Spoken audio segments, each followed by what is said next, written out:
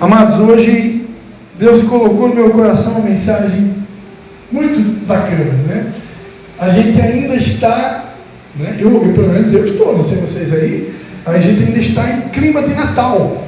Eu coloquei o nome dessa mensagem, Clima de Natal. Eu quero convidar você a abrir Evangelho de Mateus, capítulo 2. Evangelho de Mateus, capítulo de número 2.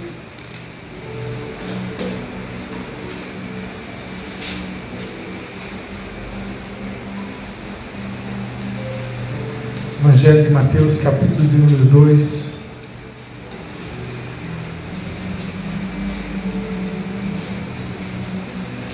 Quem achou, diga amém. Vamos e viemos, né? Mateus é o primeiro livro do Novo Testamento e o capítulo 2 é o segundo capítulo de Mateus. Facilitou, né? Estou igual para o pedagogo, né? Facilitando aí, didaticamente falando. Viu? Mateus capítulo 2, a gente vai ler do 1 ao 11, pode ser? Todo mundo achou aí? Então vamos lá. Irmãos, eu queria dar um recadinho para vocês.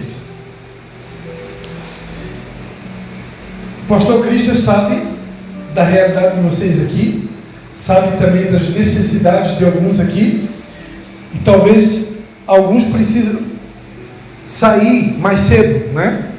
Eu sabendo de tudo isso, eu sempre vou me esforçar para ficar mais ou menos dentro do tempo que vocês estavam acostumados, né? Mas o pastor Cristian não é o pastor Dorci, e também não é a pastora Mena, e também não é o pastor Hector. O pastor Cristian é o pastor Cristian. Ele tem o seu jeito de ser, a sua característica, e uma das minhas características é ser obediente, totalmente obediente ao que Deus manda eu fazer, né? E para isso pode acontecer algum dia a gente tem que passar um pouquinho do horário que vocês estão acostumados. Se acontecer de alguém precisar sair, irmãos, por favor, todo mundo aqui fica tranquilo, né? Ninguém aqui está sendo preso, né? Se precisar sair um pouco mais cedo, pode sair. O pastor está mandando embora? Não estou mandando ninguém embora. Mas é que a gente quer ser solidário com as necessidades de todo mundo, amém? Agora, às vezes a gente consegue terminar dentro daquilo mais ou menos que vocês estão acostumados. Mas nem sempre consegue. Né? Porque às vezes para poder concluir um raciocínio, né, a gente se prepara, tem uma palavra, tem um começo, meio e fim. Pode passar um pouquinho. Né? Hoje, por exemplo, a gente começou atrasado, vai ter a ceia, né? Então tudo isso, o relógio está correndo, mas eu vou tentar sempre facilitar para vocês, ajudar, ok? Queria que vocês soubessem disso. Todo mundo achou aí? Mateus capítulo 2. Tendo Jesus nascido em Belém da Judéia, no tempo do rei Herodes, vieram uns magos do Oriente, tem versões bíblicas que falam da Pérsia, né? A Jerusalém, e perguntavam: onde está aquele que é nascido rei dos judeus? Vimos a sua estrela no Oriente e viemos adorá-lo. Quando o rei Herodes ouviu isto, alarmou-se, e com ele toda Jerusalém, e convocando todos os principais sacerdotes e os escribas do povo, perguntou-lhes onde havia de nascer o Cristo. Eles lhe responderam: em Belém da Judéia, pois foi isto que o profeta escreveu, Miqueias. E tu, Belém, terra de Judá, de modo nenhum és o menor entre os governantes de Judá, pois de ti sairá um guia que apacentará o meu povo Israel. Então Herodes chamou em secreto os magos, inquiriu deles exatamente acerca do tempo em que a estrela aparecera, e enviando-os a Belém, disse-lhes: ide e perguntai diligentemente pelo menino. Quando o achardes, avisai-me, para que eu também vá e o adore. Tendo eles ouvido o rei, partiram, e a estrela que tinham visto no Oriente ia adiante deles, até que, chegando, se deteve sobre o lugar onde estava o menino. Vendo eles a estrela, alegraram-se imensamente. Entrando na casa, viram o menino com Maria, sua mãe, e prostrando-se, o adoraram. Então abrindo os seus tesouros, lhe apresentaram suas dádivas, ouro, incenso e mirra. Amém? Tendo a sua mão direita na direção do pastor Cristo. Pai, em nome de Jesus, eu quero te dar graças, Pai, por essa inspiração, por essa mensagem que o Senhor colocou no nosso coração. E queremos dizer, Espírito Santo de Deus, que tu és bem-vindo aqui. Tu tens liberdade para ministrar os nossos corações. Fica à vontade, comunique conosco. É o nosso desejo, em nome de Jesus. Amém. Amém? Então, como eu falava para as senhoras, as senhoritas, nós estamos em clima de Natal, né? Sabemos que existem hoje, dentro da igreja de Jesus na terra, muitos cristãos que não comemoram o Natal no dia 25, né? E eu diria até que existem alguns que são até contra comemorar. Por quê? Porque se a gente for fazer uma exegese, né, dos textos que falam do nascimento de Jesus, tudo indica, fica claro que Jesus não nasceu em dezembro, provavelmente foi entre setembro e outubro.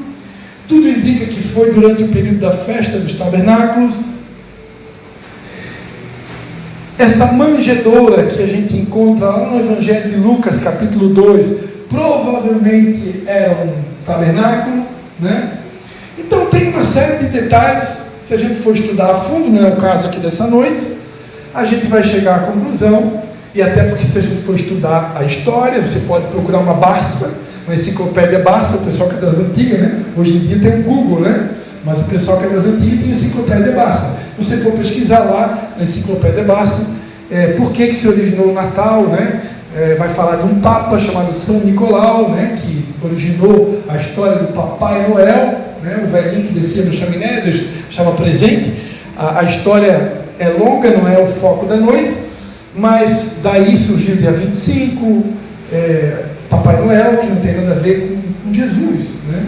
Porque se é que é importante comemorar um dia, para lembrar que Jesus um dia nasceu, e eu acho que é bom, eu acho que é importante, eu acho muito prudente, né, nós utilizarmos essa data, já que o mundo inteiro para comemorar o nascimento de Jesus nessa data, embora muitas pessoas façam dessa data, né, uma data para consumismo e para exaltar muito mais o Papai Noel do que o Papai do Céu, ou que Jesus Cristo, que é aquele que deve ser homenageado, aquele que deve ser presenteado, né? Nós que sabemos que ele é real, que ele realmente veio ao mundo, ele realmente nasceu, ele é real, ele vive entre nós, ele já morreu, ele já não é mais uma criança, ressuscitou, está sentado à direita de Deus Pai, na qual de onde ele intercede por nós.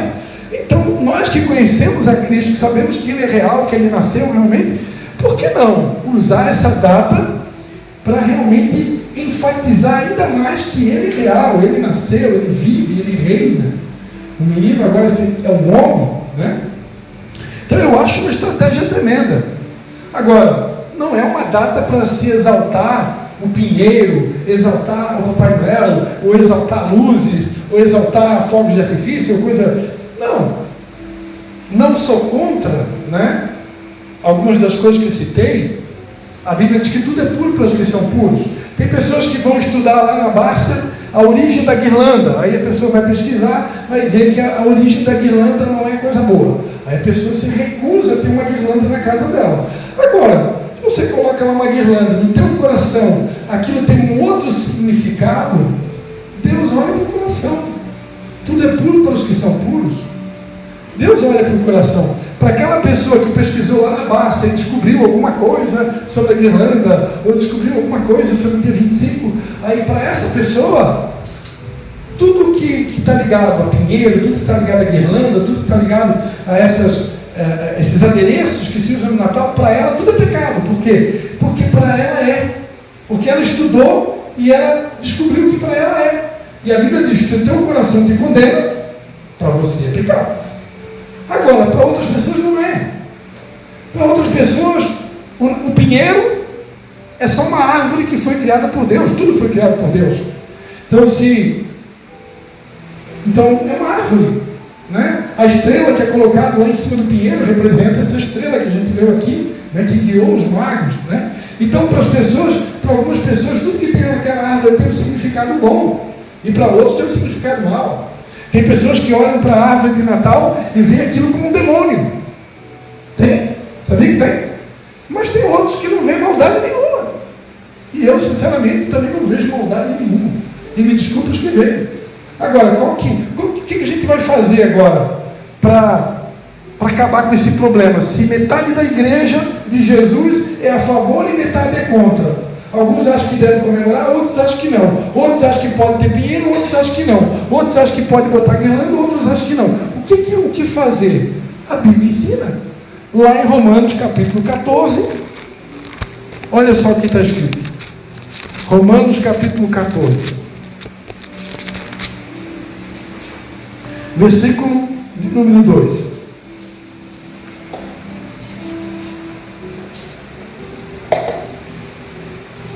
Um crê que tudo se pode comer. O outro, que é fraco, come legumes. O que come, não despreze o que não come. E o que não come, não julgue o que come, pois Deus o recebeu por seu. Quem és tu que julgas o servo alheio? Para seu próprio Senhor, ele está em pé ou cai, e estará firme, pois poderoso é Deus para o firmar. Versículo 5. Um faz diferença entre dia e dia, mas outro julga iguais todos os dias. Cada um esteja inteiramente seguro na sua própria mente. Aquele que faz caso do dia, 25, para o Senhor o faz. Quanto está entendendo? E quem come, para o Senhor come, pois dá graças a Deus. E o que não come, eu sou a favor de jejuar tantas vezes por semana. Eu não sou muito de jejum. Quem come, não julga o que come. Quem não come, não julga o que não come. Porque quem não come, para o Senhor não come. Quem come, para o Senhor come e dá graças ao Senhor. Pois nenhum de nós vive para si, e nenhum morre para si. Se vivemos, para o Senhor vivemos. Se morremos, para o Senhor morremos. De sorte, quer vivamos, quer morramos, somos do Senhor. Amém? Então, amados, nós precisamos aprender a respeitar a fé do outro.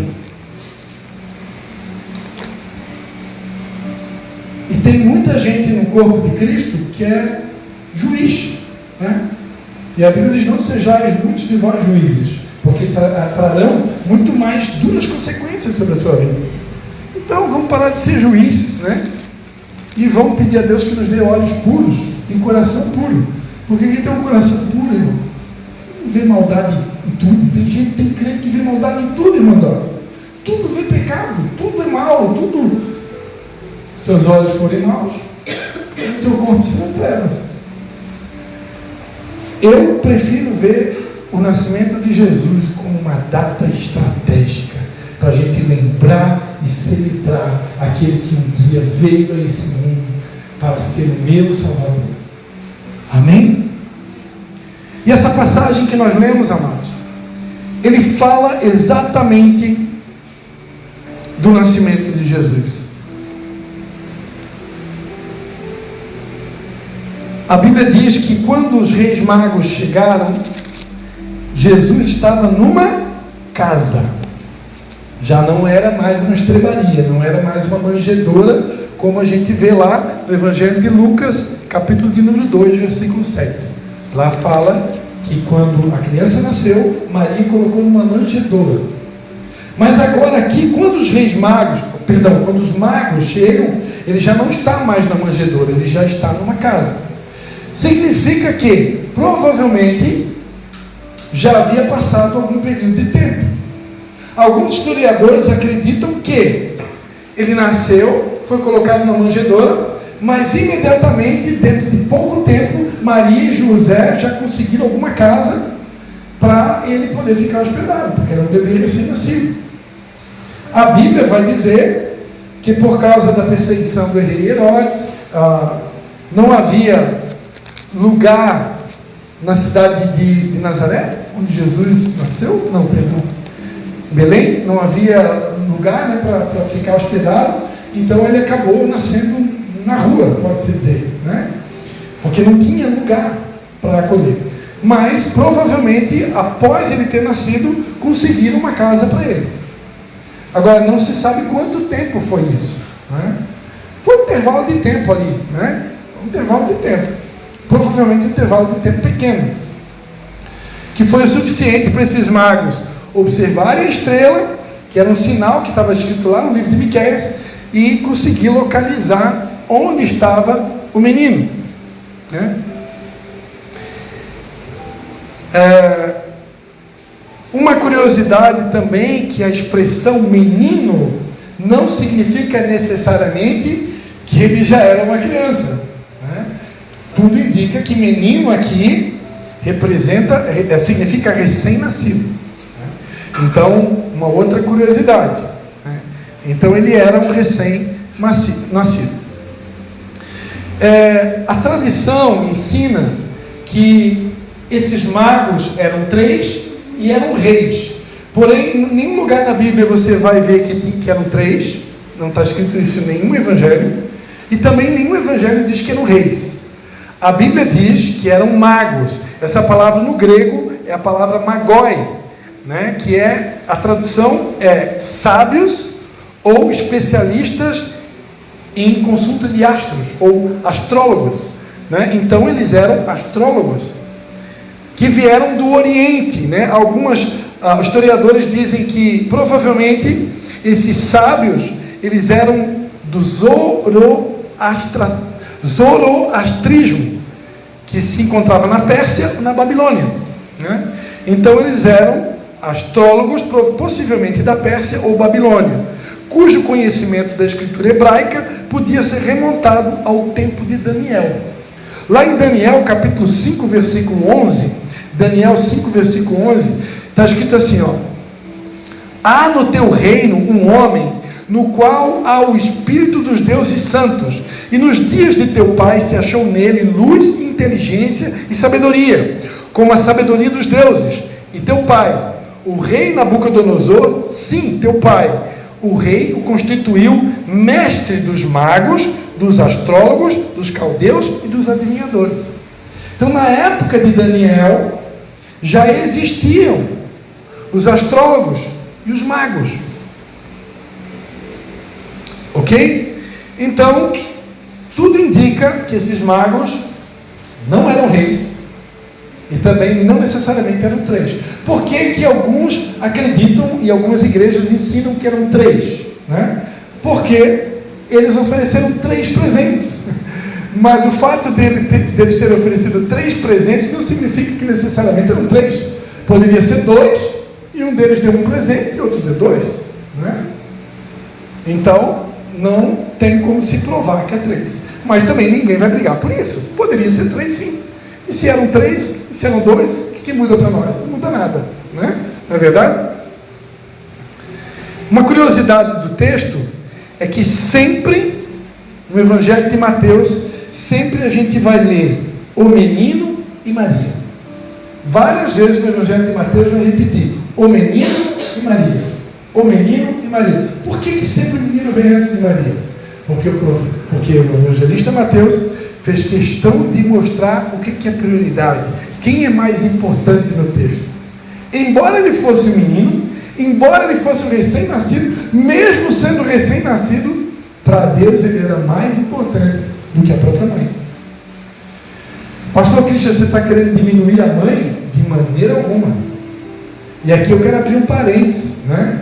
Nós, cristãos considerados evangélicos, alguns de nós precisam se arrepender por desprezar Maria, por não dar o devido valor a Maria, por não honrar aquela que foi escolhida para ser a mãe do Filho de Deus.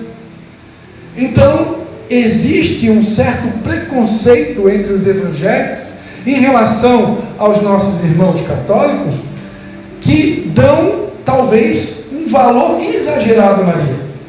Agora, o fato de nós não precisarmos ou entendermos que não devemos dar um valor exagerado a Maria, porque afinal de contas, quem é o caminho, a verdade e a vida é Jesus, quem morreu pelos meus pecados é Jesus, o Salvador é Jesus. Nenhum lugar da Bíblia está escrito que eu tenho que desonrar a mãe do Filho de Deus. Nenhum lugar da Bíblia está escrito que eu tenho que considerar a mãe qualquer coisa. Não. É verdade que tem uma passagem na Bíblia que os discípulos chegaram para Jesus e disseram: mestre, ó, tua mãe e os teus irmãos estão aí fora, vieram conversar com você. Aí Jesus disse: ó, presta atenção, minha mãe e meus irmãos são todos aqueles que ouvem a minha palavra e praticam. Esses são minha mãe e meus irmãos. Ali Jesus meio que jogou um balde de água fria, né, para deixar claro que para ele o que realmente importa é quem obedece a sua palavra. Independente de ser mãe, de ser irmão, de ser discípulo, de ser o que for, que conta para ele é quem obedece. Agora, vocês acham que a mãe dele não obedecia? Obedecia e obedeceu até o fim. E que obediência! Você, como mãe, ficar do lado do filho até o último minuto da vida dele, né? Que obediência! Você receber um filho e saber que esse filho veio a esse mundo para salvar a humanidade, só que para salvar a humanidade ele ia precisar morrer. E agora? E Maria tem que aguentar o rojão, respirar fundo e ir até o fim. Talvez seja por isso que ela foi considerada mais bem-aventurada entre as mulheres. Porque não é qualquer um que aguenta um negócio desse, não. Só que a mãe, temos algumas aqui, sabe o que é isso. Tocar num filho, toca no meu carro, toca na minha casa, toca no meu dinheiro, toca na minha conta bancária, toca em tudo que ele quiser. Mas não toca no meu filho. Não toca na minha filha. Só que Maria não teve opção, não. Maria precisou deixar o pai tocar no filho, porque era o único jeito da humanidade ser salva. Então vamos começar a honrar Maria, sim. Agora, eu sempre digo, quando eu tenho oportunidade, honrar é diferente de adorar. A adoração só se dá para Deus. Ninguém pode adorar Maria, porque a Bíblia diz, Jesus disse: somente ao Senhor teu Deus adorarás e somente a Ele prestarás culto. Então a adoração só se dá para Deus, que se manifesta na pessoa do Pai, do Filho e do Espírito Santo. Ninguém pode adorar Maria. Me desculpe os irmãos católicos que vão ouvir essa gravação, eu estou só citando o que diz na Bíblia Católica e o que diz na Bíblia Evangélica. Somente ao Senhor Deus adorarás.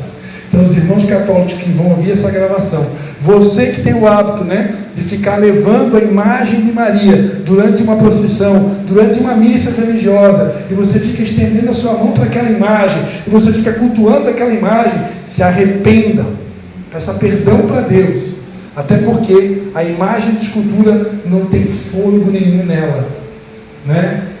Barro, gesso, madeira e ferro. Olha o que diz o Salmo de número 115. Salmo de número 115. Hoje é dia dos salmos, né, amado?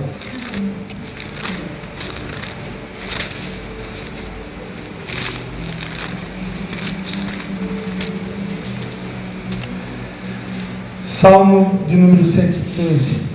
Não a nós, Senhor, mas ao teu nome dá glória, por causa do teu amor e da tua fidelidade. Porque dizem as nações: onde está o seu Deus? O nosso Deus está nos céus. Ele fez tudo o que lhe agrada. Os ídolos deles são prata e ouro, obra das mãos do homem. Tem boca, mas não falam. Tem olhos, mas não veem. Tem ouvidos, mas não ouvem. Tem nariz, mas não cheiram. Tem mãos, mas não apalpam. Tem pés, mas não andam. Nem som algum sai da sua garganta. Tornem-se semelhante a eles os que o fazem e todos os que neles confiam. Confia, ó casa de Israel, no Senhor. Ele é o seu auxílio e o seu escudo. Casa de Arão, confia no Senhor. Ele é o seu auxílio e o seu escudo. Amém? ídolos de gesso, madeira, barro, ferro, bronze, ouro, tem boca, mas não fala. Independente do que for a imagem, pode ser a imagem do Papa, pode ser a imagem de Maria, pode ser a imagem até de Jesus, mas não tem espírito, não tem fôlego. Então é loucura alguém se prostrar diante de uma imagem de barro, de gesso, mesmo que seja a imagem de Jesus, e conversar com aquela imagem. Você está falando com um boneco inanimado, e para isso não precisa ser muito inteligente, não. É só parar e pensar um pouquinho do que é feito aquele boneco ali. Eu acho tremendo para as professoras, utilizar, uma revista em quadrinhos com imagens que fala ali, imagem de Jesus, imagem de Pedro, imagem do profeta Elias, que subiu na carruagem de fogo. Na verdade, ele não subiu na carruagem de fogo, ele subiu no redemoinho, na carruagem de fogo separou ele do profeta Eliseu, E tem muitas revistinhas de criança que está lá, Elias subindo na carruagem de fogo. É só falta de observação do texto, Mas eu acho legal essas ilustrações, didaticamente falando, e isso eu concordo com os nossos irmãos católicos, didaticamente essas imagens, principalmente para criança, pode ser usado sim para ensinar, mas só para isso. Para isso. Não para se prostrar diante de um boneco, conversar com o boneco. Porque não tem espírito. Amém? Agora, para encerrar minha mensagem, amados, então só queria deixar claro que honrar Maria nós podemos. E eu diria que até devemos, Porque a Bíblia diz: honra a quem honra, honrai o rei, honrai a todos. Se eu tenho que honrar a todos, e honrar, o que significa a palavra honrar? Honrar é distinguir. Será que Maria dá para distinguir ela de qualquer outro tipo de mulher que já existiu? Com certeza. E como dá, Então ela pode ser honrada. Agora, honrar é prestar honra, elogiar, mas isso não é adorar. Porque a adoração é somente a Deus. Eu não posso me prostrar diante de uma imagem, somente do meu Deus. Então, para encerrar a mensagem, amados, eu quero chamar a atenção. A gente começou esse culto dizendo: prestai adoração sincera ao fim. Nós tivemos comecinho do louvor. Deus quer que eu preste uma adoração sincera. Jesus disse a uma mulher que foi tirar água no poço em Samaria: a hora vem e já chegou, em que o Pai procura verdadeiros adoradores, em que os verdadeiros adoradores adorarão o Pai em espírito e em verdade. Porque importa que os verdadeiros adoradores o adorem em espírito e em verdade.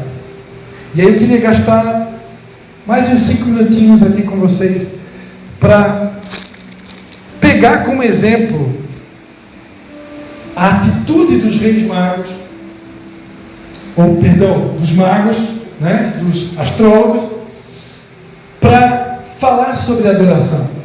Se Deus espera que nós possamos prestar uma adoração sincera, se Ele procura verdadeiros adoradores que o adorem em espírito e verdade, o que nós temos para aprender com esses reis magos? Nós podemos aprender através do tipo de presente que foi oferecido para Jesus. Esses 3 presentes que foram oferecidos para Jesus não são presentes comuns. Você sabe que a Bíblia é um livro de simbologias. Na Bíblia nada é por acaso. Deus não dá, dá ponto sem nó? Deus não dá ponto sem nó, mas não dá mesmo. Na Bíblia tudo tem um porquê. E esses 3 presentes que Jesus recebeu não está ali por acaso. Não é assim, eu acho que eu vou levar ouro. Pelo que eu estou vendo, eu conheço um pouquinho da Bíblia dos Hebreus, eu estudei um pouquinho de aramaico, eu sou inclusive da época de Daniel, os meus avós são da época de Daniel, eles foram passando de geração para geração, até chegar na minha geração de astrólogo, que quando nascesse um menino, o filho do rei dos Hebreus, ele nasceria desse jeito, assim, viria uma estrela, ia apontar o caminho e tal. Então eu acho que vou levar ouro, eu acho que vou levar incenso, eu acho que vou levar mirra. Não tem eu acho. Eles sabiam muito bem que tipo de presente se deveria dar para um rei, porque Jesus nasceu para ser o Rei dos Reis e Senhor dos Senhores. Amém. Lembra do tema do ano passado? Jesus, o Rei de toda a terra. Ano passado não, ano retrasado já estamos em 2025, né? Jesus, o Rei de toda a terra. Então o ouro fala de realeza. Ouro é presente nobre. Ouro é presente digno de um rei. Aqueles sábios sabiam que para um rei você não podia levar qualquer coisa. Imagina, nasceu o rei dos hebreus, né? Que nós já sabemos aqui que é o rei de toda a terra. Aí você vai levar bijuteria? Imagina levar uma corrente de bijuteria, né? Não combina com o rei. Então levaram o ouro. Ouro fala de nobreza, ouro fala de realeza, mas ouro também fala de finanças. Ouro fala de bens materiais. Ouro fala de riquezas. Ouro fala de din-din. Porque ouro, o que é ouro? Ouro é uma riqueza, é um bem material de muito valor, né? Minha filha, Ana Cristina, recentemente noivou e colocaram um anel de noivado, né? Não sei quantos quilates é o ouro da aliança, mas uma aliançazinha pequenininha, custa um dinheirão. Por quê? Porque o ouro é caro. Então esse é um dos níveis de adoração que Deus espera da sua igreja nesse tempo. A igreja de Jesus precisa voltar a adorar Jesus com ouro. A Gabi ministrou aqui nas ofertas, né? Tem uns que dão generosamente e enriquecem, e tem outros que retêm e empobrecem. Quem retém na hora de ofertar, na hora de dizimar, na hora de primiciar, são pessoas que ainda não aprenderam a orar, a adorar com ouro, adorar com a prata, adorar com recurso financeiro. Porque, pastor, não dá para adorar só com incenso e mirra? Dá. Eu vou falar daqui a pouco sobre incenso e mirra. Você pode adorar só com incenso e com mirra, tudo bem. Tem pessoas que estão na igreja, adoram só com incenso. Tem pessoas na igreja que adoram com a mirra. E tem uns que adoram só com ouro. Agora, uma adoração completa vai envolver o ouro, vai envolver o incenso e vai envolver a mirra. Isso é a verdadeira adoração. Deus não quer uma adoração completa? Ele não procura verdadeiros adoradores? Então, primeiro nível, um verdadeiro adorador precisa aprender a adorar com ouro. Se eu ainda sou refém do meu dinheiro, quer dizer que o mamon é mais importante do que Deus. E a Bíblia diz no Evangelho de Lucas: não servirás a dois senhores. Você não pode adorar a dois senhores, porque você vai amar um e vai odiar o outro. Não servis a Deus e o mamon. Você sabia que o principal concorrente de Deus é o mamon? O principal ídolo concorrente de Deus não é Buda, não é Alá, não é Maomé, não é, né, lá aqueles deuses que tem lá na Índia, né, o Krishna. Não, esses daí são fichinhos, irmão. O principal oponente de Deus, o maior de todos os concorrentes de Deus é esse aqui, ó. Por isso que é tão difícil procurar verdadeiros adoradores. Porque tem pessoas que é muito bom de adorar com incenso, mas quando chega na hora de adorar com ouro, meu irmão, mas vai faltar dinheiro para comprar o leitinho das crianças, vai faltar para pagar o meu aluguel, vai faltar duas coisas que o diabo vai botando na tua mente e você acredita, né? Se eu entregar meu dízimo vai faltar, se eu entregar minha oferta, mas eu não vou dar dinheiro para pastor. Dinheiro não se dá para pastor, dinheiro se dá para Deus. Se o pastor fizer mau uso do dinheiro, se ele usar esse dinheiro de maneira errada, se ele roubar o dinheiro, ele vai prestar conta com Deus. E coisa horrível, horrenda coisa cair na mão do Deus vivo. Agora eu fiz a minha parte. Eu entreguei o meu ouro, A minha parte está feita, e o Deus que tudo vê me recompensará, porque quem semeia muito, muito vai colher. Então o nível do ouro, mas fala por aí, não tem o nível do incenso. Adorar a Deus com incenso, o Salmo de número 142, Salmo de número 141, versículo 2, vai dizer, né, subam as minhas orações como incenso. Salmo 141, versículo 2. Então, incenso, amados. Incenso é considerado um símbolo de pureza, que está ligado às nossas orações, às nossas intercessões, está ligado, só lembrando, esmola também entra dentro do ouro, tá? Você vai dar uma esmola para alguém, para um mendigo, para uma pessoa no semáforo, entra dentro do nível da adoração de adorar com ouro, tá? Isso para o judeu é uma prática chamada de tzedakah. Tzedakah se chama fazer justiça com o meu dinheiro. Tem uma pessoa que chega a se humilhar de ir no semáforo para pedir umas moedinhas para fazer sei lá o quê. Se você tem as moedinhas, dá logo as moedinhas para, né? Agora, claro, ontem à noite a gente teve uma experiência que a minha esposa discerniu no espírito. A mulher estava pedindo dinheiro para comprar leite para o filho, mas era de madrugada. Onde é que está esse filho? Onde é que está esse bebê que a mãe foi capaz de deixar o bebê em algum lugar para ir na rua pedir dinheiro? Se é bebê, ele está com ela, não é? A minha esposa discerniu ali na hora, não vou dar dinheiro não, isso aí é pegadinha. Mas, podendo dar, a gente dá. Amém? Tzedakah é mais além ainda, não tenho tempo para falar sobre isso. Mas tzedakah é quando você faz justiça. Aquele homem no templo de Formosa, né? Ele estava ali paralítico há muitos anos. E Pedro e João disseram: nós não temos prata, não temos ouro, mas nós vamos fazer justiça. E devolveram muito mais do que a prata e o ouro, né? Devolveram a condição de andar. Então nós podemos ser usados por Deus para fazer a verdadeira justiça, devolver muitas vezes a condição de uma pessoa voltar para a sociedade, né? Mas eu não tenho tempo para ministrar sobre isso hoje, varia bastante tempo. Mas voltando para o incenso, amados, incenso fala de oração, fala de louvor, fala de meditação, né? Subam as minhas orações como incenso.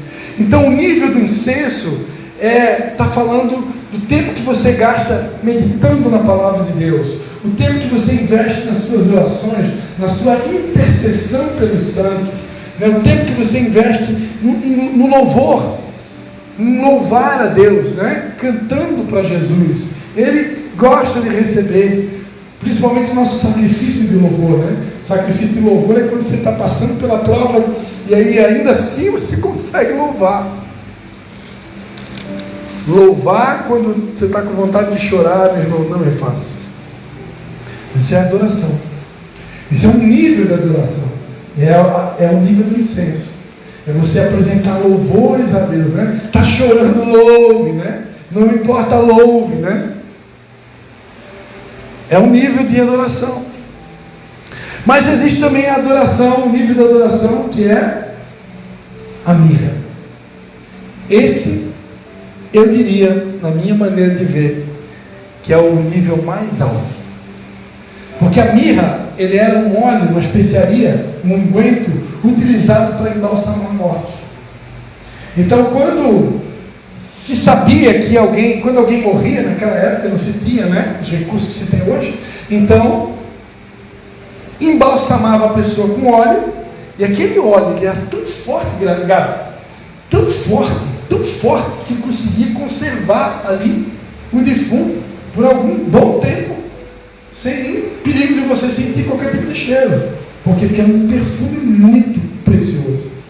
Lembra aquela mulher que quebrou um vaso de alabastro, derramou sobre Jesus, né? Jesus vai dizer, ela se antecipou, né? Ela se antecipou, Jesus nem tinha ido para a cruz ainda, nem tinha morrido ainda, ela já estava derramando o bálsamo antes da hora. Aquela mulher se antecipou, né? Quebrou ali um unguento que valia o salário de um ano de um trabalhador à época. Tem gente que acha, meu irmão, vamos pegar pesado agora. Tem gente que acha que entregar, vou voltar para o nível do ouro.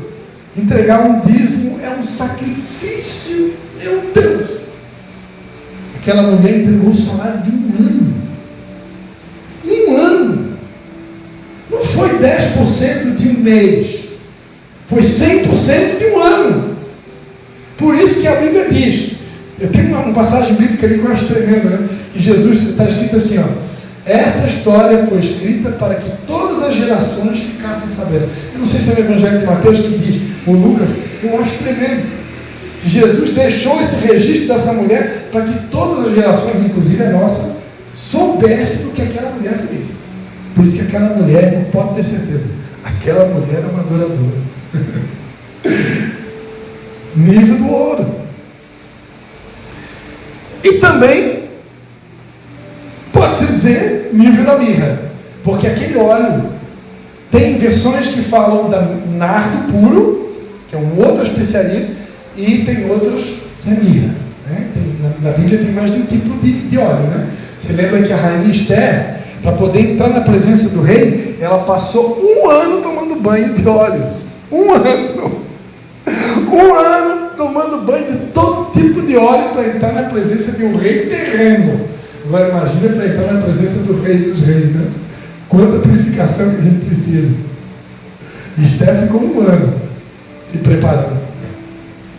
E amados, a mirra é um dos óleos mais caros. Ela é usada para embalsamar mortos. Ou seja, mirra fala de morte. E o que é a morte? Morte é a negação do eu, renúncia, negar a minha vontade para que a vontade de Deus seja feita. Não tem como me tornar um adorador se eu não quiser negar a minha vontade.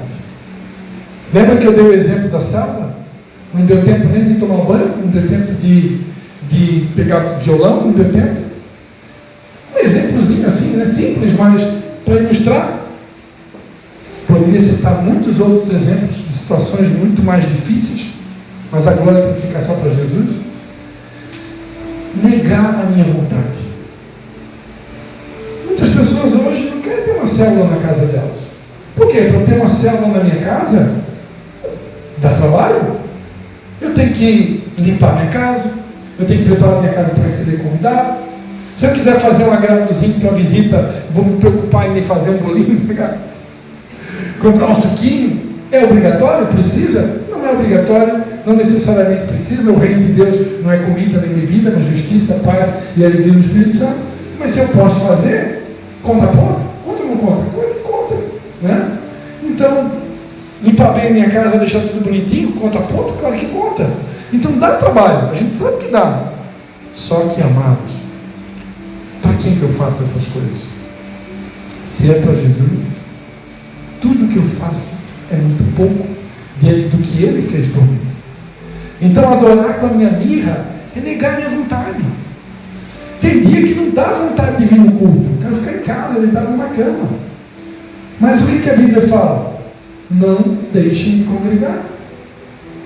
Tem vontade, tem dia que não dá vontade de ler a Bíblia, né? Mas o que a Bíblia diz? Medita na palavra de dia e de noite.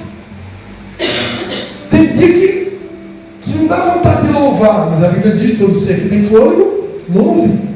Então tem um monte de coisa que não dá vontade. A nossa alma, o coração do homem é enganoso. Então tem dia que não dá vontade de orar, não dá vontade de adorar, não dá vontade de ler a Bíblia, não dá vontade de ir na célula, não dá vontade de um monte de coisa.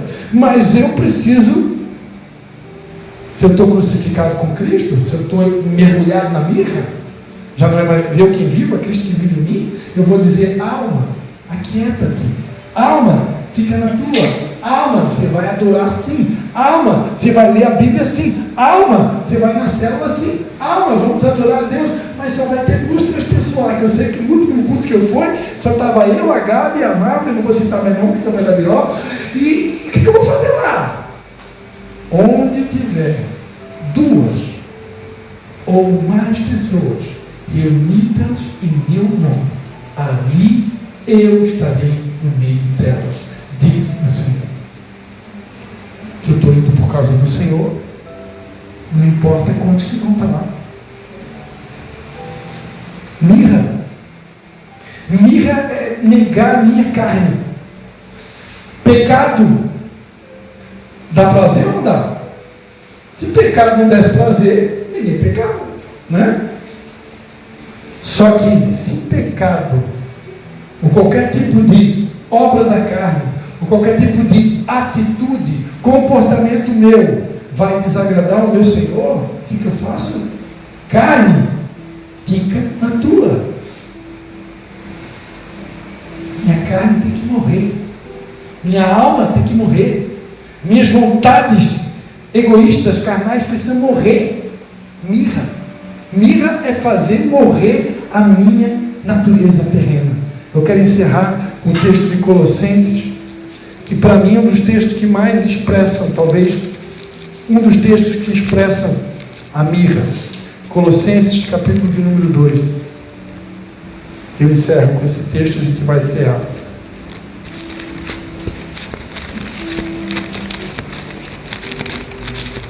Colossenses, capítulo de número 3, perdão.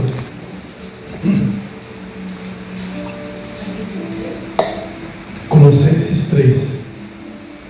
Portanto, se fostes ressuscitados com Cristo, buscai as coisas que são de cima, onde Cristo está assentado à destra de Deus. Pensai nas coisas que são de cima, e não nas que são da terra, pois morrestes, e a vossa vida está oculta com Cristo em Deus. Quando Cristo, que é a nossa vida, se manifestar, então também vós vos manifestareis com Ele em glória. Aí diz assim, fazei, pois, morrer, banho de mirra, fazei, pois, morrer a vossa natureza terrena, a prostituição, a impureza, a paixão, a vil concupiscência, a avareza, que é idolatria. Pois por essas coisas vem a ira de Deus sobre os filhos da desobediência. Se a gente for estudar a Bíblia, irmãos, a gente vai ver que tem um monte de coisa que eu tenho que fazer morrer. Tem que dar banho de mirra. Fazer morrer meus desejos pecaminosos, desejos da minha alma, pensamentos, concupiscências do coração, concupiscência dos olhos, concupiscência da carne, soberba da vida. 1 João. Fazer morrer. Mirra. Então, o verdadeiro adorador, irmãos, é aquele que adora com ouro, adora com incenso e adora com a mirra. Eu posso adorar só com a mirra? Posso. Posso adorar só com incenso? Posso. Posso adorar só com ouro? Posso. Agora, se eu quero ser um verdadeiro adorador, eu vou aprender a adorar nos 3 níveis. Eu vou adorar com meu ouro, eu vou adorar com incenso, eu vou adorar com mirra. Isso é um adorador apaixonado. Porque para Jesus, tudo que eu der para Ele, ainda será pouco, diante do alto preço que Ele pagou por mim, ali na cruz. Você pode dar um aplauso ao Senhor Jesus? Pode aplaudir. Aleluia.